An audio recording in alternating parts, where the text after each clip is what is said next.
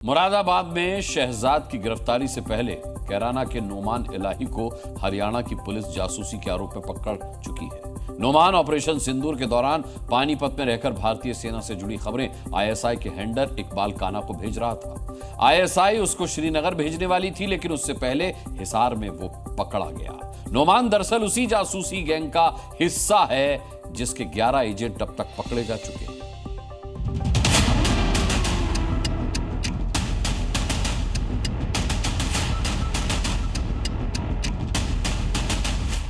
नोमान इलाही पानीपत में पाकिस्तान का जासूस था। जब हिंदुस्तान की सेना पहलगाम हमले का बदला ले रही थी, तब नोमान इलाही मुनीर के लिए जासूसी कर रहा था। नोमान हरियाणा के पानीपत में सिक्योरिटी गार्ड की नौकरी करने का दावा करता था, लेकिन उसका असली काम भारतीय सेना की खुफिया जानकारी इकट्ठा करना था। पाकिस्तान में बैठे आईएसआई हैंडलर इकबाल काना को नोमान सेना से जुड़ी जानकारियां भेज रहा था। जांच एजेंसियों के मुताबिक नोमान अपने हैंडलर इकबाल काना से लगातार ये संपर्क में था। दोनों के बीच ऑपरेशन सिंदूर के दौरान की बातचीत सामने आई है, जिसमें नोमान कहता है, साहब प्लीज मुझे माफ कर दो, मेरी क्या गलती है, आप बैठे हो मेरे लिए। इस पर इकबाल काना बोलता है, तू मेरा काम करेगा, अब कब करेगा तू काम, आर्मी के 2 प्रिंट दे दे। जवाब में नोमान ये बोलता है कि 2 दिन बस जनाब। इसके बाद इकबाल काना बोलता है, कश्मीर जाओ और कैंट की फोटो लेकर आओ।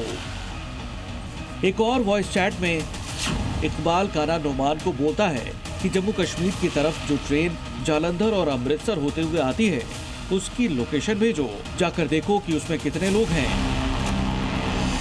इसका जवाब देकर नोमान इलाही चैट डिलीट कर देता है। हालांकि ऑपरेशन सिंदूर के दौरान आईएसआई नोमान को श्रीनगर भेजने की तैयारी कर रही थी, पर इसी बीच गद्दार का पूरा खेल एक्सपोज हो गया। चंद रुपयों के लिए आईएसआई को अपनी वफादारी बेचने वाला नोमान फिलहाल पानीपत पुलिस की कस्टडी में है। पुलिस जासूस नोमान को साथ लेकर यूपी के कैराना में उसके घर पर छापा भी मार चुकी है। आईएसआई एजेंट नोमान से अब तक की पूछताछ में यह खुलासा हुआ है कि वो पाकिस्तान से पैसे मंगवाकर कई लोगों के खाते में पैसे ट्रांसफर करवाता था। इस दौरान वो 100 से 150 लोगों के संपर्क में था।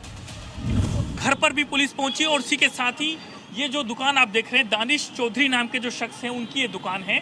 और यहाँ पर भी जो पानीपत पुलिस है वो अपनी जांच को आगे बढ़ाते हुए यहाँ पर पहुंची थी। और यहाँ पर पहुंचने के बाद में जो दानिश चौधरी हैं, उनसे एक लंबी पूछताछ की थी और ये पता लगाया गया था कि आखिरकार में जो नोमान इलाही के अकाउंट में जो पैसा आ रहा था, वो आखिरकार पैसा कहां से आया, तो यहां से उसका लिंक बताया गया था। आईएसआई एजेंट नोमान इलाही को लेकर अब तक की जांच में यह खुलासा हुआ है कि वो कई बार पाकिस्तान भी जा चुका है। नोमान के 2 रिश्तेदार पाकिस्तान में रहते हैं, लेकिन ये रिश्तेदारों से मिलने के बहाने आईएसआई के हैंडलर से मिलने के लिए जाता था।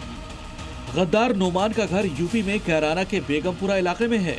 हरियाणा पुलिस यहां 2 बार छापा मार चुकी है और उसके घर से संदिग्ध दस्तावेज और कई पासपोर्ट भी मिले हैं।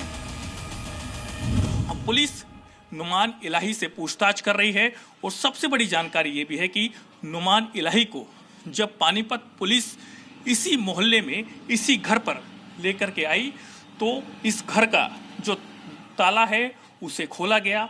खोलने के बाद में नोमान इलाही को इसी घर में ले जाया गया, तो पुलिस को यहाँ से कई ऐसे दस्तावेज बरामद हुए हैं जो कि संदिग्ध लग रहे हैं।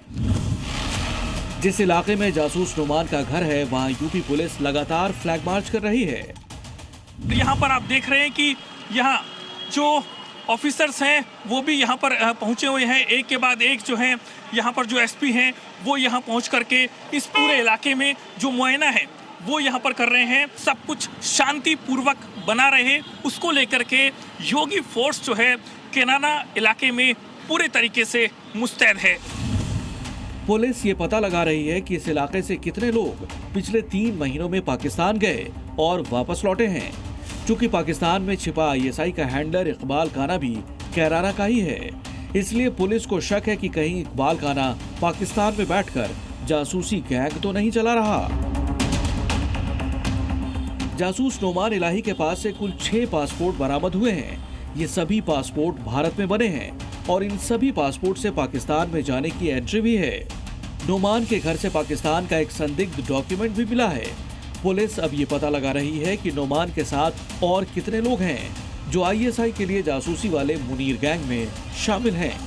नीरज गौड़, जी मीडिया, कैराना। जी